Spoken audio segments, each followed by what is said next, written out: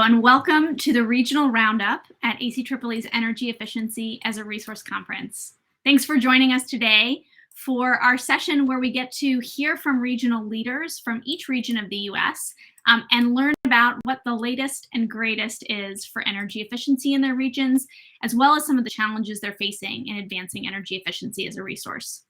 To start off, I want to share a few pieces of logistical information and thank yous, and then we'll get on to the main event. First and foremost, I want to thank all of our sponsors and ally members for their support of the Energy Efficiency as a Resource Conference and of ACEEE.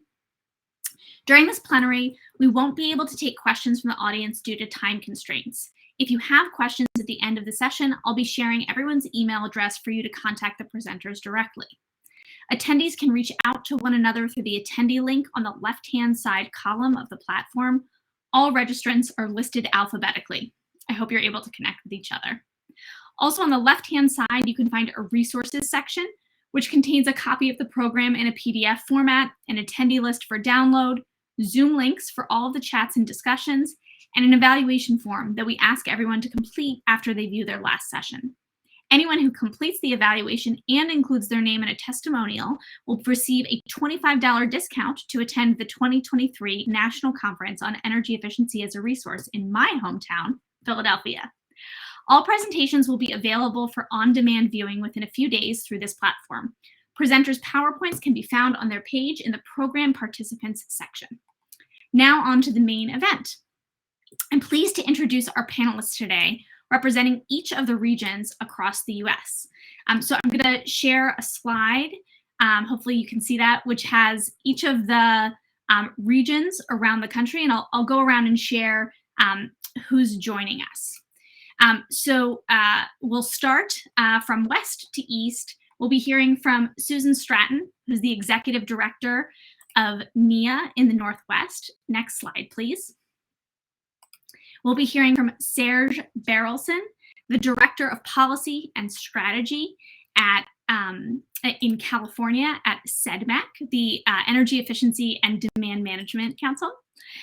From Elise Jones from SWEEP in the Southwest, from Kelly Herbert from SPEAR in the South Central part of the country, from Stacy Paradis from MIA in the Midwest, from Amy Shakut from SIA in the Southeast, and last but very much not least, from Ara Shore from NEEP in the Northeast. So we'll be going all around the country. You'll hear a little bit about what each of these organizations do to support collaboration, in some cases market transformation. Many of them provide technical assistance, program design, and implementation. So you're hearing from the best of the best in energy efficiency.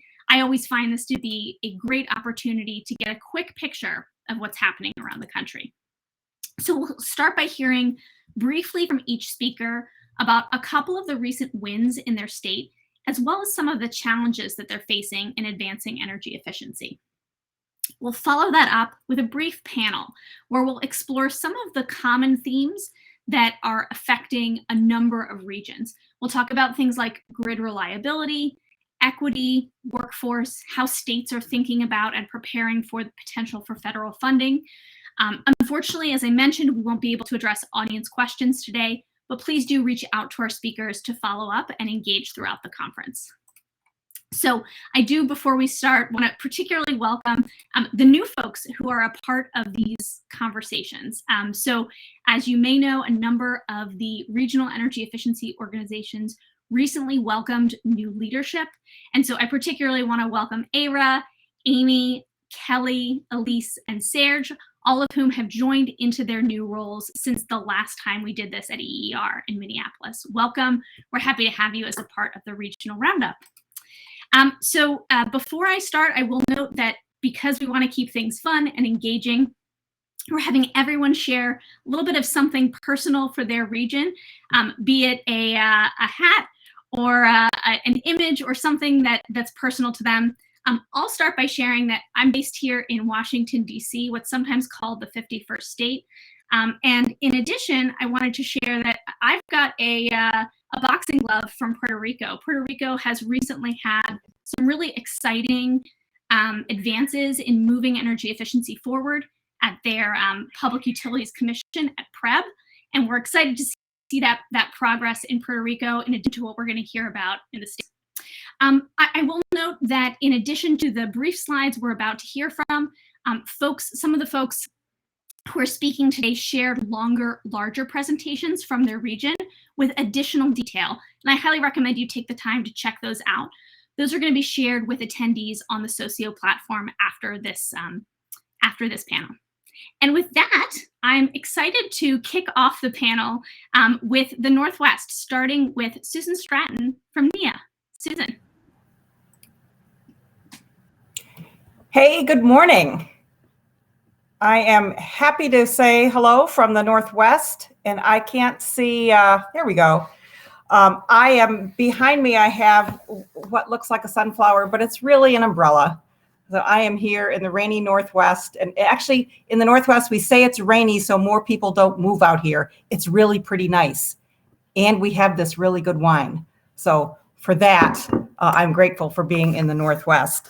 I'm going to talk about a few wins that NEA has had using collaboration to advance our market transformation.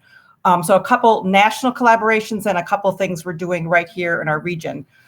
So since 2016, EPA Energy Star has been engaged with the retail products platform. NEA is one of the program sponsors. We call this a midstream MT play to bring the most efficient products to market. Our big win was just last year in April, ESRPP was able to gain online sales data for the first time. So we've been collecting it from retailers. Now we've got the online data. It's given us a big insight into what happened during the pandemic, how people started using energy, what they bought during that time. Interesting data. So big win in that area. Another collaborative we helped create is the North American Gas Heat Pump Collaborative. Steve mentioned this in his opening remarks. Beginning in 2020, the collaborative now has 14 utilities representing a third of the natural gas customers in the US. And so our big win was development of goals and strategies required to achieve a 10% saturation rate with natural gas heat pumps once they hit the market. So we're pretty excited to be on the ground floor of that. Another collaborative that we have created along with others is the Partnership for Advanced Windows Solutions. This includes partners from window and glass manufacturers, RIOs, the National Lab, CEC, several large utilities, Energy Star, and rating bodies. So looking to transform the market for glazing, window attachments, facade programs. So we're pretty excited about this. And right out of the blocks, we were able to influence the Energy Star spec for Windows 7.0 that's currently out for review. So the pause team pushed Energy Star to a more aggressive proposal than they originally would consider. So an early win right out of the blocks. And finally, our Advanced Water Heating Initiative contains over 50 organizations moving high efficiency grid connected heat pump water heaters into the market. The first meeting of that National Steering Committee was just in September with a vision that heat pumps are universal in all water heating applications by 2030. So those are the amazing national collaborations that we're involved with. But focusing on home here in the Northwest, we've been leading the adoption of electric heat pump water heaters for many years. We're only 4% of the country, but representing 19% of national sales. In 2020, we worked with the water heating manufacturers to introduce the first Tier 4 water heater hybrid water heater to the market. That's the very highest. And most recently, the EPA based its latest version, of the residential heat pump water heater specification version 4.0. And this goes into effect January 2022, bringing greater alignment between Energy Star and our own advanced water heating standards. So we're super excited about the progress that we've made in this area, with 11% of all new water heaters being heat pump technology. And finally, we've been working on TVs for many years. We've developed a new testing procedure that better captures real world energy use of TVs. The Consumer Technology Association just voted unanimously to adopt the standard based directly on NIA's work on television test procedures over the last 7 years. So we're pretty excited about that win. We're really behind the scenes, doing those test procedures, working with these standard setting bodies, hoping that that's a real win for the whole country. So those are the highlights going on in the Northwest. A lot of national collaboration to bring leverage to the things that we're really passionate about in moving energy efficiency forward. And we're doing all this with that rain and the Pinot Noir. Thanks.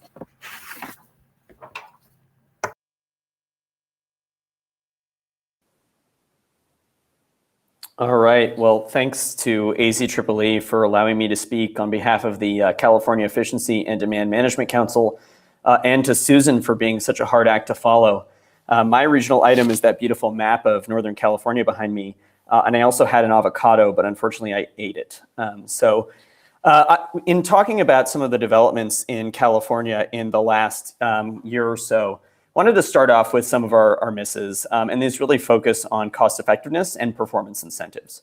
So kicking off with cost effectiveness, this really remains the greatest barrier to the kind of full and robust deployment of EE in California. The California Standard Practice Manual TRC test incorrectly applies certain costs for incentives. It also doesn't account for participant investment. So this is a barrier for us. And also a few years ago, the CPUC decided to, whoops, lost the slide there, decided to move to a 1.25 TRC threshold. Lynn, I think we lost the slides there for a second, but I'll just keep going. So that 1.25 TRC threshold was really intended to get some higher levels of savings, but really it had the opposite effect and in fact set the bar too high.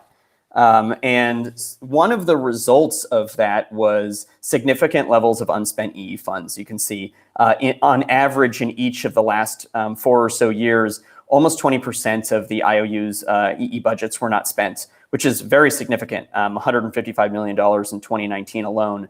This was addressed to some extent by the California Assembly Bill AB 841, which uses those unspent funds for school efficiency, particularly for HVAC and plumbing. But that does not, you can still see the output of these cost effectiveness issues. So we've spent a lot of time in the past 2 years advocating for changes to the cost effectiveness process, both in the near term and the longer term. So in the near term, we've advocated for a reduced or suspended TRC threshold, particularly during COVID and some of the other issues we've been seeing here in California, grid reliability and wildfires and such. I'll talk a little bit more about that TRC threshold on the next slide. But in the longer term, we've tried to move to a PAC test to more accurately capture the value that energy efficiency delivers. Those efforts are ongoing. We haven't managed to change over that standard practice manual just yet, but we do hope to get there soon. On the incentive side, unfortunately, our performance incentive, called the Energy Savings Performance Incentive Mechanism, the ESPI, was eliminated in what is in fact an indefinite moratorium last year, which has really two challenges. One is obviously the loss of incentives, but equally it sort of severs the link between the EE portfolios and the IOU executive level. So this is going to be a challenge for us going forward on really linking those two. But despite those misses, if we could go to the next slide, please, we did have some major victories as well. So the CPUC instituted a little while ago something called the rolling portfolio process. The goal was to end the kind of stop-start nature of the kind of multi-year cycles we've had in the past. Unfortunately, this experiment didn't quite work out. It ended up being annualized cycles with breaks in programs, breaks in contracts, so not good for the market and not good for customers. But the CPUC did sort of see the light in the end, and we've returned to the 4-year cycles previously, so that allows not only to us to avoid the stop-start, the CPUC also allows contracting across and between cycles, which is helpful again for the implementers as well as for customers. And to the cost effectiveness piece, particularly the TRC I spoke about on the previous slide, this decision returns to a 1.0 TRC. So this provides a little bit of relief to those ongoing cost effectiveness issues. And it also introduces a new portfolio assessment metric that is in addition to, not replacing, cost effectiveness, called the total system benefit, beginning in 2024, which aims to really express energy efficiency in a more holistic way, particularly around grid and system benefits, which we hope will allow us to gain greater parity with other resources. On the other side, there's also been a lot of discussion, as you're probably all aware, of reliability issues in California. So the CPUC opened a new proceeding to address summer reliability. It's the emergency reliability proceeding. And although it's really focused on demand response, it does help us bring to the fore the conversation around how behind-the-meter DERs can address reliability broadly. And that leads us to the final item here, which is in July, our newly not recalled governor, Gavin Newsom, issued an emergency proclamation to expedite a whole host of clean energy projects. And the way that the CPUC is mobilizing this is incorporating this into a number of proceedings, including energy efficiency, where we're seeing a kind of broader approach to how energy efficiency can help reduce peak demand and provide greater grid benefits. So this is really of incredible value to us as we face droughts, wildfires, and grid outages. So a lot of some misses, but a lot of hits, and we're really proud to have regained the #1 spot in the ACEEE state scorecard in the last year, in no small part because of these. So really appreciate again the time to speak, and I will hand it over to Elise.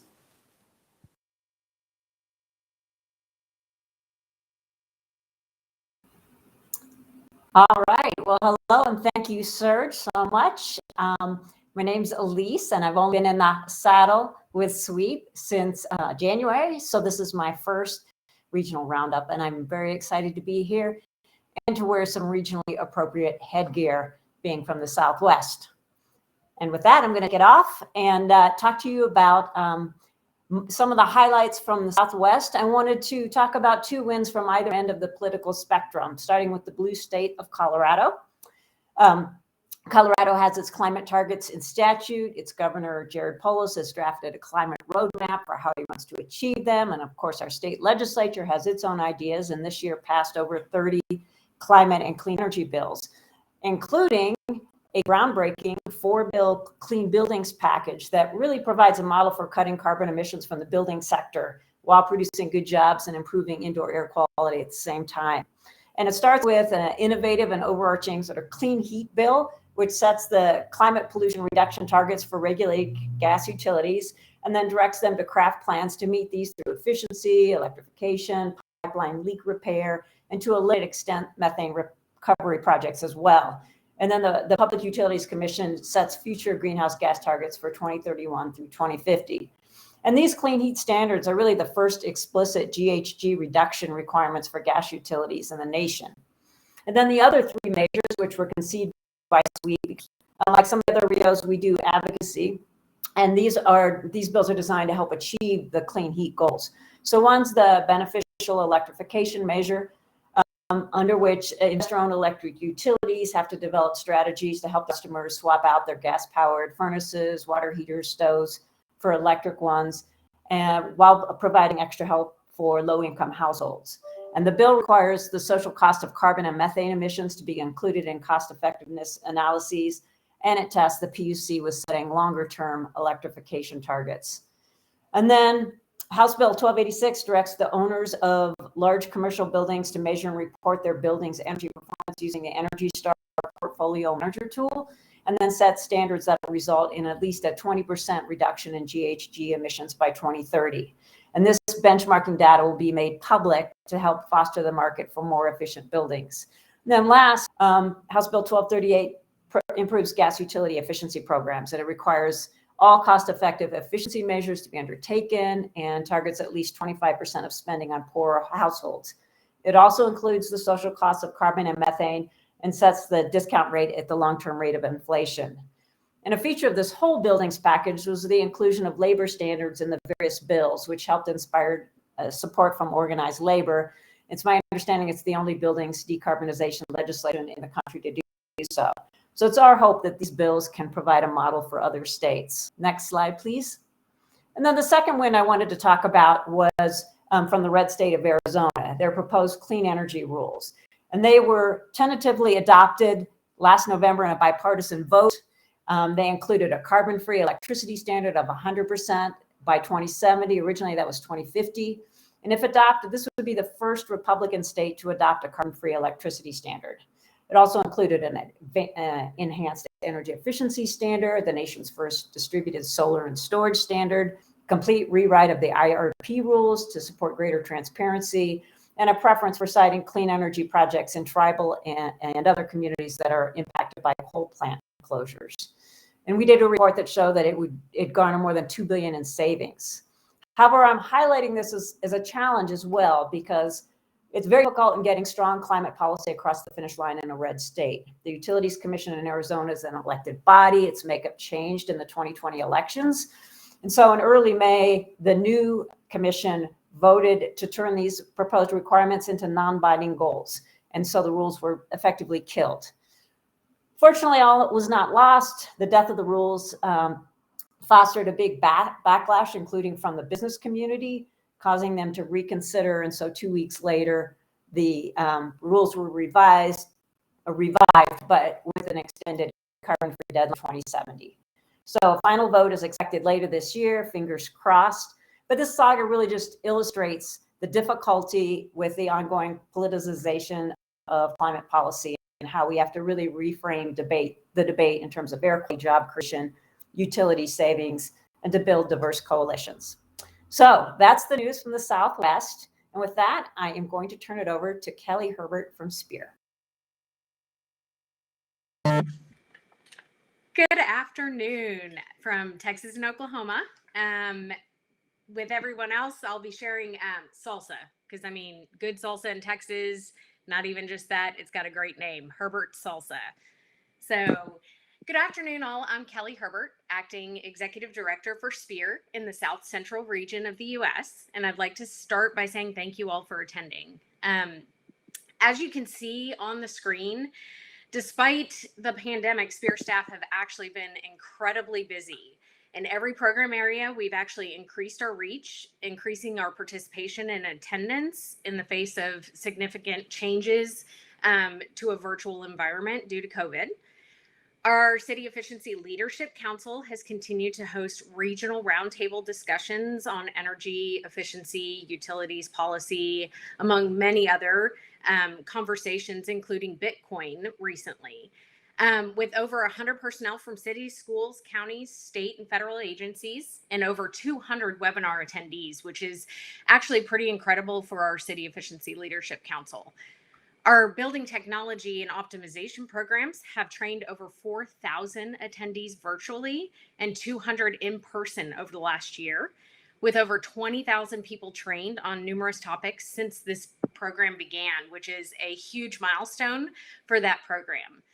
Our codes program has also increased the number of jurisdictions following energy codes tenfold. And with that, we're seeing more resilient buildings that can withstand the winter storm we just had in February and the incredibly hot summers we see every year. But we have a very long way to go, obviously.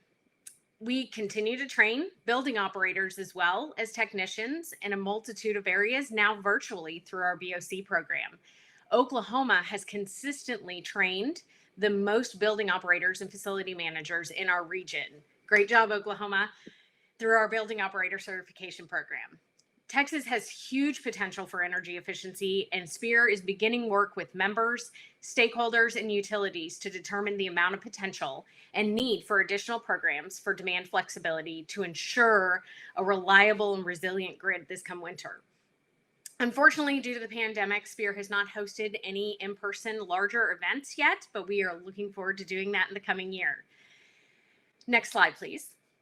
As many of you all know, energy efficiency can help solve some of the biggest problems that are facing Texas right now. Resource adequacy or grid reliability and resilience during our summer heat waves and now some significant winter storms, as all Texans experienced in February 2021. One of the biggest questions asked lately is, what has energy efficiency done for Texas so far? Well, it's saved us currently 3,900 megawatt in peak demand since 2007. And putting that in perspective, that's approximately the equivalent of power consumed by 1.8 million homes in the southern US. Making EE a priority obviously makes sense in Texas. It's economical, simple to implement, and necessary for reliability and resilience. While electricity continues to remain low in Texas, average consumption's 26% higher than the national average, creating not only high energy bills, but a burden on the grid. As of 2014, 2/3 of Texas homes were 20 years or older. So inefficiency in Texas home is a direct contributing factor to high energy peaks. There's great opportunity in Texas for resilience upgrades given the age and inefficiency of the building stock. But let's not forget, Texas ranks first in new construction. So statewide energy codes are absolutely necessary to resiliency and efficiency. Our building codes program has been working with builders, code officials, and inspectors, HVAC, and insulation installers for years to educate and train on the most current code. It's the classroom presentations coupled with our in-person training, field trainings that have made the biggest difference. During the classroom portion, our staff can interact with permit clerks and plan reviewers and identify shortcomings in the permit and plan review process. Coupled with field training, we can create solutions that allow energy codes to be more effectively administered. Every city has different needs, and it's not possible until we're there to actually see the process and observe construction practices. So to wrap up, I just want to emphasize building and energy codes are extremely vital to building resiliency and energy efficiency. Energy efficiency that permanently reduces peak loads will help Texas develop a more resilient and reliable grid. Energy efficiency and demand response deliver value to all customers and the grid every single day under all weather threat conditions. It's less expensive and more dependable than other energy resources. Thank you all, and I hope you have a great day. I'll pass it on to Stacy. Good to see everyone, even though I can't see you. Sorry about that. Stacy Paradis from the Midwest Energy Efficiency Alliance. Normally I was supposed to talk about, it's football in the Midwest, but with the great Packers defeat of the Bears, I can't talk about that today. So Rachel made me be creative. So I'm going to start with my Cubs hat, even though they had a terrible season. So toss that away. Then I'm going to go to my Sox hat, which I'm a Sox fan, but they didn't do very well in the playoffs. But I'll tell you both, they both are the colors of Loyola University of Chicago, which is where I went to school. So you guys didn't need to know that information, but I thought it'd be fun.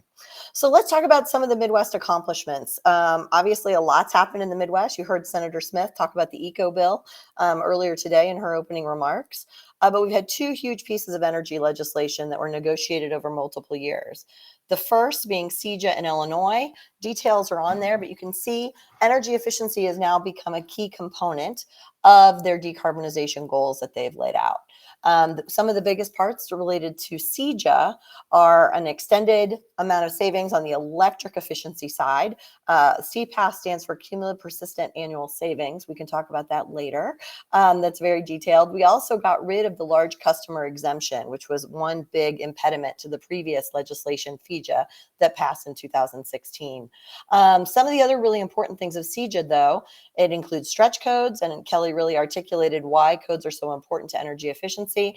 It also, in particular, had a lot of components to workforce development and really focusing on environmental justice and really ensuring that the benefits of all these energy efficiency jobs are spread out across the state and spread to our minority communities as well, who aren't as represented in our industry at this point in time. So those are really the key high points. The one other thing that I would add, we did expand under the Illinois bill, low-income programs, including additional funding for health and safety, those walk-away issues that we know that are a huge negative impact on precluding people from participating in energy efficiency programs. So those are the high points of CEJA. Senator Smith gave some details on ECO earlier today, but let me share. Again, it really strengthened the regulatory process. It increases the goals for the electric utilities, and it kind of solidifies where the natural gases are related to savings. It also deals with some load management issues and what can count towards that electric goal. And it also gives, again, this focus on increased low-income spending and a focus on health and safety, which is really important. Now, so those two states, Illinois is the only solidly blue state in the Midwest. So we have a supermajorities for the legislature and a Democratic governor. In Minnesota, you heard today, they have a Democratic governor and the only split legislature in the country. So That is kind of the political climate there. If we move to the other side of the slide, you're going to see where Democratic governors, first Governor Whitmer has shown great leadership since she started her term, really focusing on executive orders, focused on a healthy climate plan. So she has decarbonization goals in there, and they have a larger climate solutions committee that's working on how to incorporate more energy efficiency and really clean energy solutions for their state, including things related to building codes and a real focus on environmental justice and the low income space. And then in Wisconsin, under Governor Evers, he's actually shown a lot of leadership as well. They did an electrification work under their Lieutenant Governor Barnes last year. This year, they're finalizing their state energy plan. There's really going to be a focus there on, again, a lot of environmental justice, a lot of workforce development. But another focus in Wisconsin is how to make sure that we have energy efficiency spread throughout the state, including in the rural communities.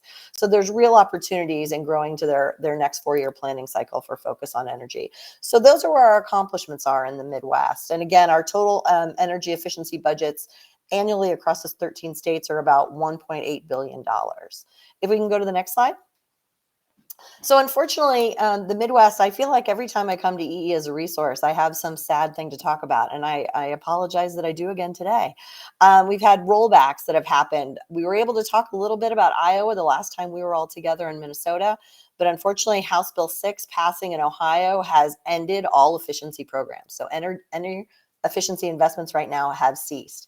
There is new legislation that's being proposed, but it will not have nearly the investment or support that they've had in the past. So those are huge problems that we need to continue to focus on.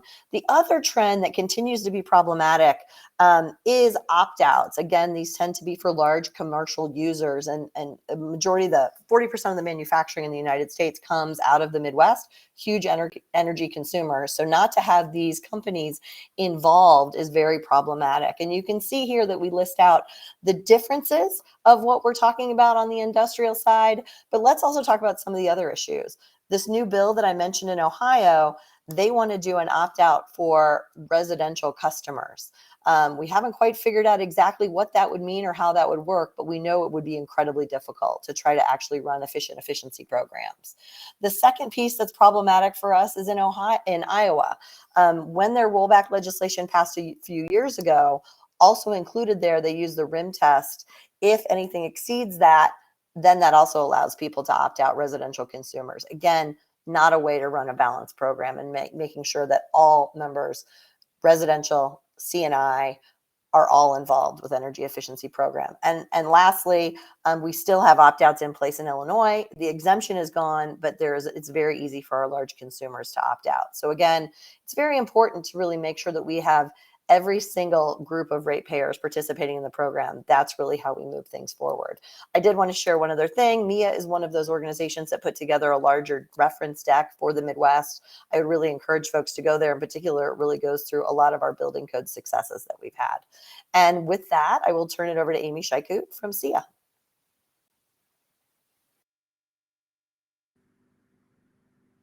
Thank you, Stacy, and hello, everyone. Thanks, Rachel and ACEEE for the opportunity to present as SIA's new president, where we know that a better South, a better Southeast means a better world for all of us. Hopefully y'all can see that. So the Southeast has incredible potential to reach a more energy efficient future by pooling its vast technology, programmatic and human resources. And in the past 2 years, so much of how we live, work, learn, and play has totally transformed. With that transformation comes the desire to improve the safety and efficiency of our indoor spaces and a regional shift in the economics of energy efficiency. So what we're saying is economic opportunities of clean energy technologies are absolutely exploding across the region as they are nationally. And just last week, Honorable Secretary Granholm shared that we must lift workers up from their knees. And in the Southeast, state policymakers fully embrace market trends for emerging tech and new job innovation to do just that.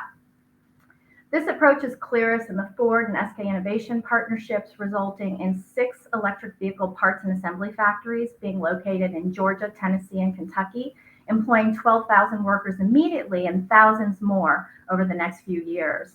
The states have also provided deep tax incentives, including $2.6 billion. Yep, that's billion with a B in Georgia alone for these landmark manufacturing investments.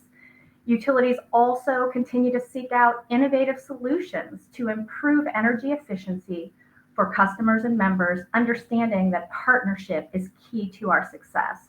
TVA has had a successful flagship program, their Home Uplift program, providing free EE upgrades to income qualified customers. There's also a school uplift program in unique partnership with the state of Tennessee, reaching out to staff, administrators, building operators, and maintenance folks, and also students to cut energy waste and reduce energy usage 15% through strategic energy management. You can learn more about this during our free webinar on October 28th, where Frank Rapley is going to share all the details about the unique funding partnership and model that made this program a reality. And we believe that programs like these highlight the import of partnership, critical to fueling also the diverse green jobs pipeline that we all need to achieve our energy efficiency goals. Also in the Southeast, Georgia Power launched the first IOU tariffed residential on-bill pilot program, RISE. We're also at SEIA helping Rappahannock, the first co-op in Virginia to provide TOB programs to members and convene stakeholders. Innovation extends to Florida, South Carolina, also our Virginia utilities, who are heavily investing in grid infrastructure. Obviously, there are often ratepayer increases associated with those investments. And meanwhile, we are seeing energy efficiency policy work mostly at the local level. We've got more than 29 cities adopting 100% clean energy commitments, including New Orleans, the only city in the nation regulating an IOU where a state agency is in place, and clean energy standards to achieve net zero emissions by 2050 through renewables consistent with the governor's goals. Virginia is leading the way with the Virginia Clean Economy Act and the first Southeast state to join the Regional Greenhouse Gas Initiative.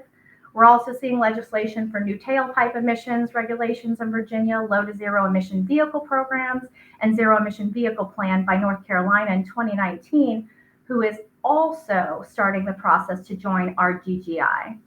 The South truly benefits from an all of the above approach to achieving equitable energy transition, leveraging existing and creating new partnerships at that nexus of energy, equity, and health, while harnessing the benefits of all clean energy resources. And we also have a slide deck. You can check state by state achievements and updates. I won't go on. I know I'm running out of time. And in terms of the opportunity ahead, so the last 2 years cannot be defined by a single setback or concern. Instead, what we're saying are these challenging times have revealed all of the systemic ways in which we have failed to protect and serve all of our communities, especially our low-income households, our communities of color, and those most vulnerable among us. More customers are cost-burdened in the South than any other part of the country, with more than a third of the region's population struggling just to pay their energy bills. A disproportionate number of Southeasterners also face energy insecurity. They're making those difficult decisions every day to eat, to heat, or cool, to pay for medical supplies and expenses. There's also a lack of affordable, healthy housing that's directly connected to historic racist policy across our footprint. So we all understand the opportunities and challenges that exist before us. In the midst of all the tensions that divide us, there's more than enough common ground to partner and advance the region's energy goals. So I'll leave you with the wise words from a SEIA board member, Therese Griven of Dominion Energy, who said, "Our greatest challenge is our greatest opportunity. If decision makers in the Southeast can continue to shift their perspective towards the holistic benefits of energy efficiency, particularly the economic advantages we've talked about, then the policy and regulation to maintain growth will not be far behind." Thank you so much for your time today. And I'm going to now pass to Ara Shore, my friend. Thanks, Amy, and hello, everyone. It's great to be here. Thank you to ACEEE. My name is Ara Shore. I'm the Executive Director of Northeast Energy Efficiency Partnerships. I've been here since March, so I'm one of the new crop of EDs. I didn't wear something, but it's leaf peeping season here in the Northeast, so I have some performance art of our beautiful falling leaves in the Northeast, which are now all over my desk. Anyway, I'm very excited to be here to report in The NEEP regions are the Mid-Atlantic and Northeast, which covers 12 states from West Virginia to Maine and the District of Columbia. And it's been a very active couple of years when it comes to energy efficiency. The progress has been universal. We have some longtime leaders in energy efficiency, and they continue to lead with continued commitment to large-scale investments and to high savings levels. Over the past couple of years, we've also seen some exciting growth in energy efficiency commitments in some newer states. So, for example, last summer, the New Jersey Board of Public Utilities approved a suite of utility-administered energy efficiency and peak demand programs with very high goals and budgets, much higher than in the past. The programs include workforce development and equity targets, and will set New Jersey up to be one of the leading states for energy efficiency.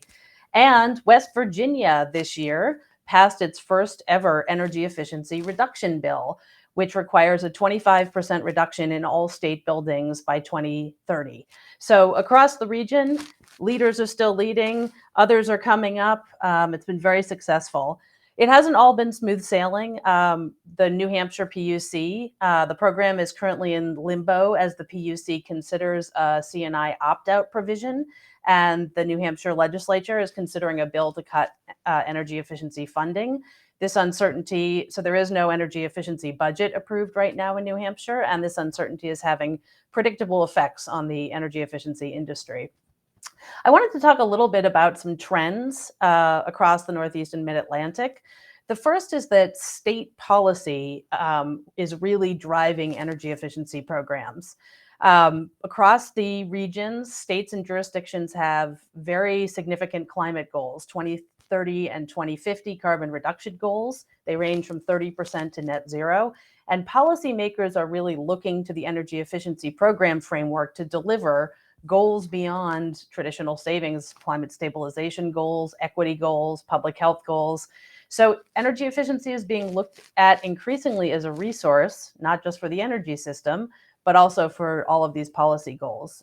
So for example, in March of 2020, Massachusetts finalized the first in the nation Clean Peak Energy Standard. And this has really opened up the ability of the energy efficiency programs and given them a clearer mandate to develop robust demand response programs. In addition, NEEP has been working with partners to support implementation of building benchmarking and disclosure policies. Washington, D.C. put forward the first building performance standard in the nation in 2018. And just last week, Boston followed suit with a policy that embeds equity as well as driving energy and greenhouse gas emissions reductions. NEEP has also been working on market transformation of cold climate air source heat pumps for years, and we're excited that across the region, heat pump installations are growing.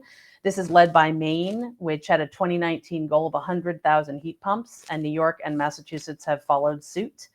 And finally, this year, 3 states and the District of Columbia passed appliance efficiency standards, and several more states in the region are looking at similar legislation. So next slide, please. Pivoting to the barriers, or it's probably more appropriate to refer to challenges that NEEP is focused on. The first is if the regulatory system, the PUCs in the region, the regional transmission organizations, and ultimately federal regulators will be able to pivot to support some of these state policy goals that we're seeing drive the energy efficiency program. State legislatures and state policy has tackled some of this. New York led the charge with the Climate Leadership and Community Protection Act, which charged all state agencies with implementation of the state's climate goals. And Massachusetts did something similar this year with legislation that requires the DPU to consider the cost of carbon in its benefit cost assessment of energy efficiency. The second challenge I wanted to highlight is the commitment to equity in the delivery of investments and benefits of energy efficiency. As we all know, unequal programs and policies have been built and maintained over many, many years, and these will not be changed overnight. It's going to take determination and staying power to make these changes. So NEEP is working in collaboration with regional stakeholders as program administrators, policymakers, and regulators grapple with the data collection, the performance incentive changes, and the other infrastructure that needs to be developed in order to make sure that equity goals in energy efficiency programs become equitable results for the long term. So lots of progress in the region, lots more to do. Things are getting more and more challenging, even in leading states. So it's a really exciting time to be working on energy efficiency in the Northeast and Mid-Atlantic. Rachel, I will pass it back to you. Thanks, Era. And Lynn, let's have everyone join me back on stage. Thanks so much to everyone for sharing all about the news, the latest and greatest, and some of the challenges that you're facing in your regions. It's great to hear about all of it. We have just about 15 minutes left together, so I'm going to jump right into some questions for the group. And I'll start with grid reliability. As you all know, we're seeing increasingly frequent extreme weather events around the country. We're also seeing projected changes to the grid mix, to the timing of when peaks occur, and that's causing real concerns about grid reliability and resource adequacy all around the country. So I'd love to hear from a couple of folks about what this looks like in your region and how are policymakers and utilities thinking about energy efficiency as a resource to address grid reliability and resilience. And I'll start in Texas with and Oklahoma with Kelly from Spear. Yes, great question. As I addressed a little bit in my conversation, we saw an extreme winter storm in February 2021 that created some significant reliability issues. We are talking a lot about ERS goals, and that did come up in our state legislature. Passed, but it at least created an incredibly good conversation. We are working with partners, including utilities and other member communities, to educate the new public utility commissioners that are now on staff committees. So energy efficiency, I think, is top of mind. They do understand the incredible importance of permanently reducing the load. But I think we also are looking at other options that are definitely more fast acting as winter is coming. Winter is coming. Thanks, Kelly. I'll turn it over to Serge. We're certainly seeing this in a different way in California with fires and some of the public safety shutoffs. Serge, what does energy efficiency look like around grid reliability and resilience in California? Yeah, great question, and it's also great to hear the other largest state, Texas, and the sort of converse experience that they're having. So in our state, it's been, an enormous focus from the top down, really from the governor on down. We've seen a number of actions to try and mobilize all sorts of DERs, as well as, frankly, unfortunately, other generation resources. Obviously, that's great for turning the lights on, but I think everyone on this panel and on this call knows that there's a lot of resources that are cleaner and on the sidelines waiting to jump in. So that's been a little bit of a disappointment for us. So one of the ways, and I talked a little bit about this during my presentation, but one of the ways that we're really seeing energy efficiency in particular be mobilized is the CPUC is incorporating the governor's July 30th proclamation into a number of proceedings, frankly, every proceeding that we have visibility into, efficiency, emergency reliability, microgrids, everywhere they can stick it. And so we appreciate that the CPUC has really taken this to heart, and they're asking the energy efficiency community, ourselves included, what are the programmatic proposals and regulatory relief that will enable a greater level of energy efficiency to provide that value to the grid. Candidly, this process has not been resolved yet. We're sort of still in the thick of it. But we're talking about things like how do we value peak kilowatts in the TRC calculation in such a way that energy efficiency resources get the due value that they're providing, right? Because it's happening, it's just not being captured. So that's one side. And then on the programmatic proposal side, how do we deploy energy efficiency resources that also have a demand response or a peak kilowatt component, more fully? I think of devices like smart thermostats or connected hot water heaters that are energy efficiency measures, but they also can provide those peak demand savings. And so, again, I wish I had some resolution to report to all of you that we did it. We got that TRC changed or what have you. But it's an ongoing process. But at least from my perspective, the important thing is they're asking a question. Thanks, Serge. That's great. And Susan, I'd love to turn to you. I know there's been a heat wave in the Pacific Northwest and some real challenges with that. In the market transformation world, how are you seeing these issues of reliability and resilience? What does that look like there? Well, let me say we face some of the same situations that California does between the heat waves, the fire, and also, we talk about batteries. Our battery in the Northwest is the mighty Columbia River and all of its dam system. But as renewables spread on the West Coast, that battery is being used to balance the load. And so we're kind of running out of battery. Focusing now on how can connected devices, as Serge just talked about, can help us increase the capacity of that battery. And so utilities are looking at some pilot programs to start to understand that better. So that's kind of on the climate change side. On the wildfire side, we too have had some amazing and some very large wildfires. So utility regulators and policymakers are looking at resilience investments and also a policy for public safety shutoff in the wildfire areas. So those are two new things we're really grappling with and hoping energy efficiency can come to the rescue, at least on some of the climate change side.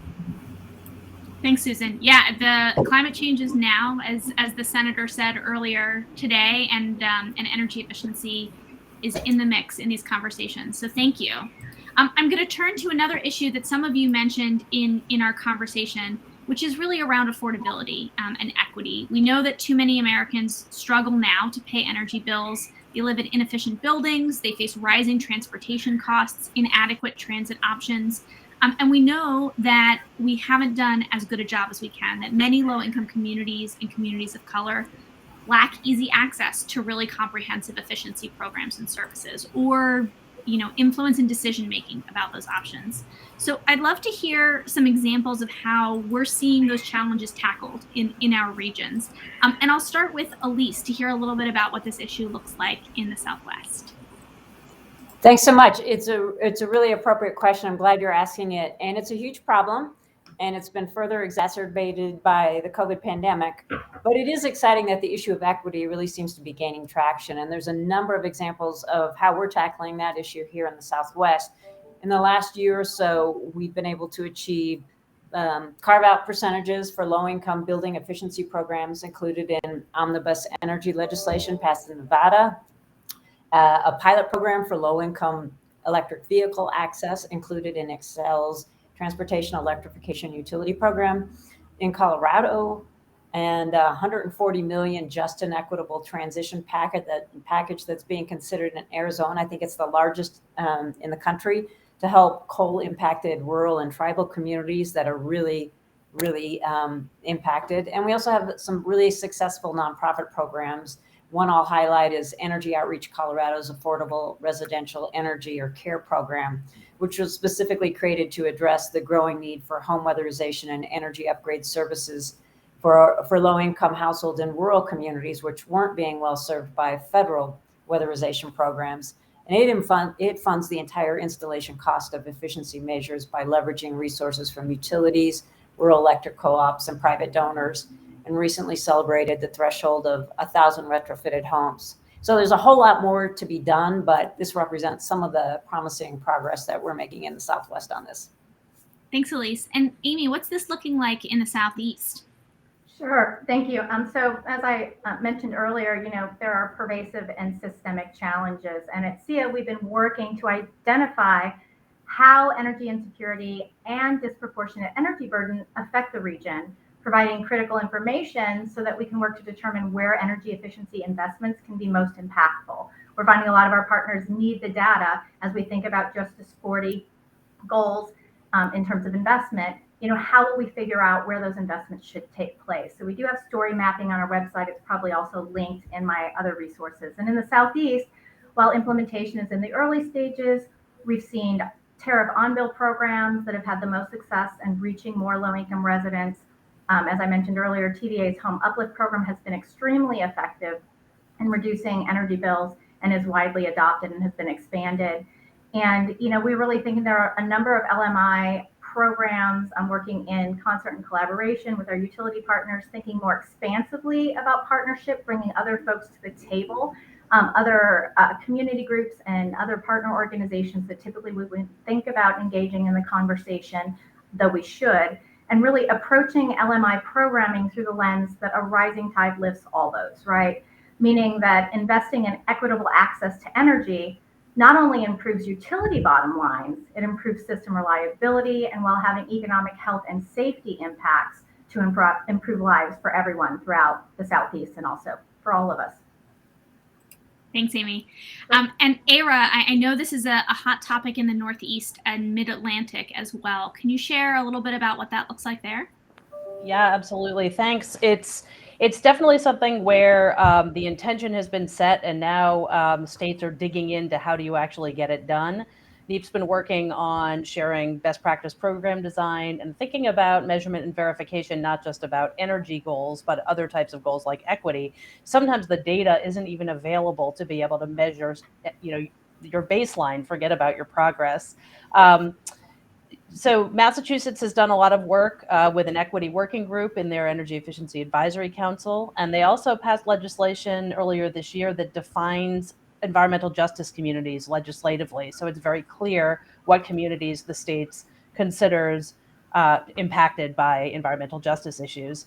The other thing we've been working on is not just residential low income, but also thinking about small businesses, which are overwhelmingly owned by people of color, immigrants, people of limited income. So how do programs deliver benefits to small business more equitably? And finally, workforce development, not just program delivery in impacted communities, but also building a workforce in those very communities. And NEEP's been developing some resources in partnership on that. Awesome. Thanks, Ara. And you've teed up my last question, which is for Stacy, around the workforce. So we know energy efficiency is the largest employer in the clean energy economy, but we also know that not everybody's yet benefiting from this powerhouse, and we don't always have the workforce ready to meet some of the new funding opportunities that come our way. So Stacy, would love to hear a little bit about in the Midwest how you're thinking about workforce development. So a couple of different pieces. I mentioned before in the new CEJA legislation that passed in Illinois, there are specifically in there workforce development hubs that are being required to be developed across the state. The state of Illinois is going to take leadership in putting those together. And again, that's to make sure that we have